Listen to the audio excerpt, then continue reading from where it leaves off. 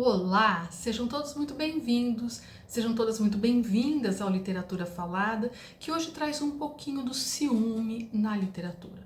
O ciúme aí tão presente em romances emblemáticos da literatura brasileira, como Dom Casmurro, do Machado de Assis, e que seria retomado ainda por Graciliano Ramos em São Bernardo, por Chico Buarque em Leite Derramado e em tantas outras narrativas. Pois é, você sabia que o ciúme na literatura nem sempre foi representado da maneira como a gente conhece? Se a gente retroceder no tempo e voltar aí na época do teatro clássico, do teatro medieval, da comédia clássica, ou mesmo da produção renascentista, a gente vai perceber que a figura do ciumento ela era cômica e até desprezível. Na poesia trovadoresca provençal e também na galego-portuguesa, lembrando a vocês que, de acordo com os estudiosos, é dessa produção poética, desse período medieval, que vem a concepção de amor romântico que a gente está acostumado a encontrar nos livros. Se a gente retroceder a essa época, a gente vai ver que é o trovador, ou seja, o amante, quem sofre por amor. E jamais ele sofre com ciúme do marido ou de outro pretendente. Isso porque, segundo as convenções do amor cortês, o ciúme seria um sentimento, uma manifestação doentia e tola, ligada ao orgulho e à cobiça, e assim mais condizente com a figura do vilão do que a de um amante puro. A professora Yara Vieira, ela tem um artigo muito interessante que se chama O Monstro de Olhos Vários, o ciúme na literatura. É um artigo acadêmico bem interessante, caso você queira saber mais sobre o tema, e você vai encontrar facilmente na internet. E nesse artigo ela afirma que o ciúme e a avareza naquela sociedade eram vícios que andavam juntos, e um não é menos antissocial do que o outro. Sentir ciúmes, ser ciumento, equivale para o amante cortês a isolar-se da sociedade humana, comparar-se a um leproso. Essas são as palavras da professora. A dúvida e os mecanismos obsessivos que o ciúme desencadeia, lembra do Bentinho, ficar martelando se a Capitu tinha traído, se ela estava mostrando os braços, se alguém estava olhando para ela. Então, essas dúvidas e esses mecanismos obsessivos, né, que o ciúme desencadeia, são traços, entre aspas, modernos dessa abordagem. Dessa abordagem do ciúme na literatura.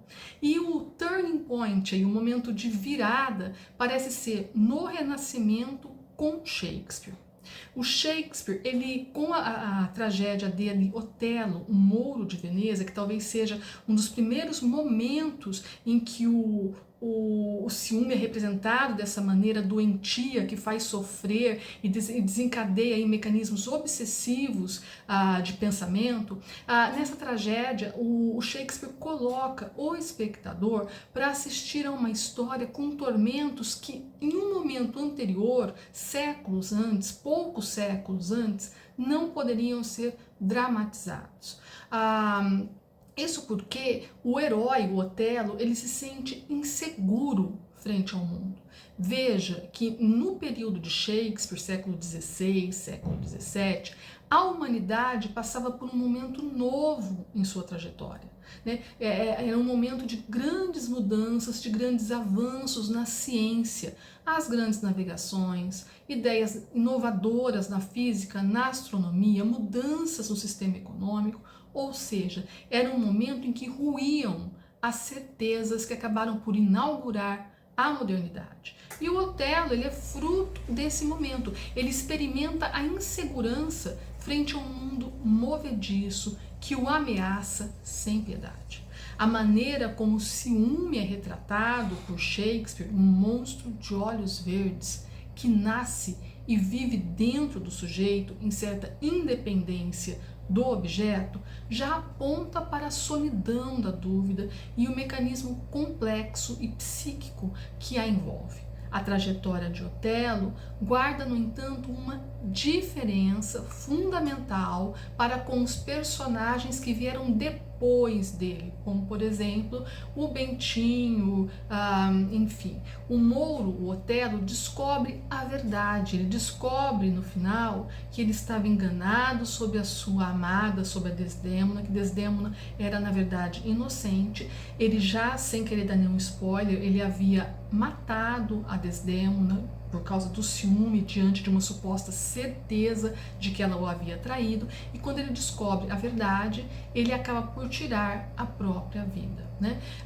Então o Otelo, ele não vai experimentar esse remoer do sentimento filtrado pelo tempo, nem a dúvida eterna e insolúvel que acompanharia alguns dos protagonistas dos romances do século XIX e XX, como Dom Casmurro, Sonata de Kreutzer, do Tolstói, Vestido Cor de Fogo, do Zé Régio, enfim. Então veja que há aí 3 momentos do ciúme representado na literatura. Quer dizer, um momento medieval, quando ele era visto como algo cômico e desprezível, quando ele surge na tragédia shakespeariana já como algo que provoca tormento, insegurança, mas ainda a verdade está acessível ao amante, e no momento depois que só sobra aí o remoer, as incertezas, as inseguranças filtradas pelo tempo e pela memória, que é o caso do Bentinho de Dom Casmurro, do grande Machado de Assis. Se gostou, deixa o seu like, não esquece de se inscrever no canal e até o nosso próximo encontro.